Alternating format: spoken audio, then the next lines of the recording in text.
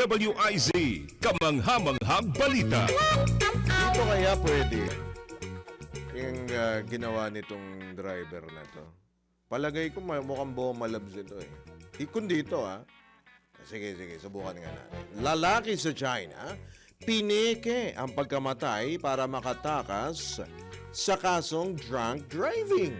Ang kamanghamanghang balita, alamin nun natin ang kabuuan mula kay Jordan Gutierrez.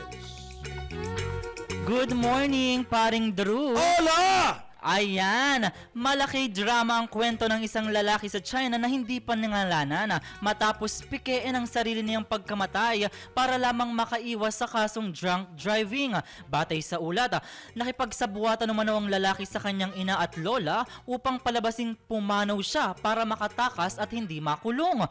Nagsagawa pa umano ng peking burol, ngunit nakatunog agad ang mga otoridad matapos matuklasan na bumili na ng kabaong ang pamilya bago pa ang pagkamatay ng lalaki at wala ring death certificate at records ng cremation.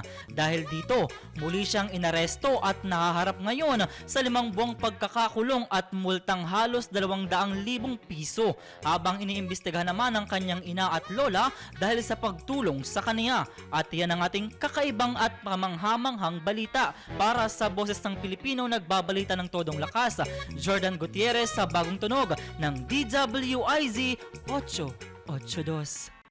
DWIZ Network News.